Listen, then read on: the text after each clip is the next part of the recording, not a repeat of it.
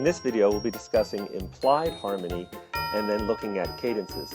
The word implied just means that it's suggested, and in these melodies, as you can see, we only have a single treble clef. We do not have notes below the staff. We don't have a bass clef staff. There's really a single line melody, but we can still look at the notes of the melody and tell what chords might be harmonizing these notes. Now, the only two chords that we continue to work with are the tonic chord, the chord built on the first scale degree, and the dominant chord, the chord built on the fifth scale degree. And so, as we look at these places where we're asked to examine a cadence here and here at the end of each of these phrases, we're going to only be worried about the tonic and the dominant chord. Those are our only two chords at play. All right, so at the end of this first phrase, this last note is an A.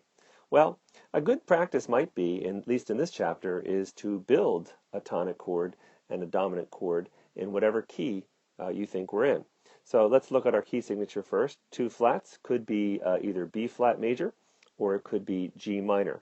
Because we do have an F sharp here, let's go with G minor. That's a leading tone. F sharp is the leading tone of G.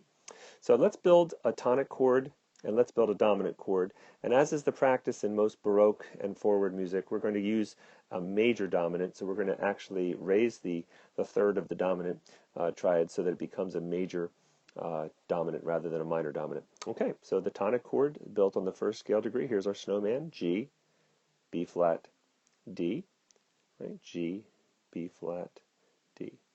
And then our dominant chord built on the fifth scale degree is going to be D, F, A. But remember, we're going to make it F sharp. We're going to put a leading tone or raise that third up a half step so that we have a major dominant. So D, F sharp, A. And so now it makes it easy to spot notes in this chord, the tonic chord, or this chord, the dominant chord, in our melody. So where we're asked to examine the cadence, right here, we see an A.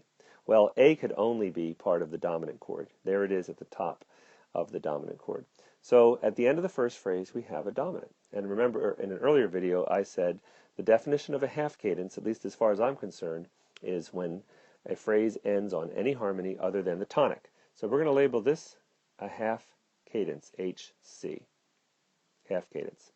Okay, let's go to our next cadence, and that's here at the end. And let's look at our last chord. Well, this G has to be the tonic chord, right? There is a G at the bottom of the tonic chord. There is no G in the dominant. Now, since we know that it's ending on a tonic chord, we are going to go back up and do the last two chords. If it would have ended on a dominant chord, we would have called it a day and said, well, we got a half cadence.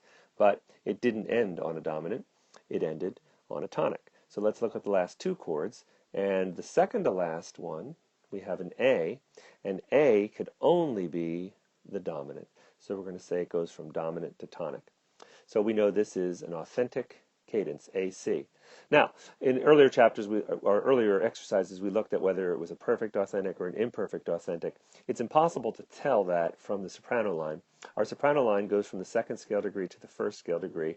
It does end on the first scale degree, so that much looks like it could be a perfect authentic. And if the bottom notes were the root of the dominant, which is D, to the root of the tonic, which is G, if all 3 points were there, right, then we would have a perfect authentic cadence, but it's really impossible to tell.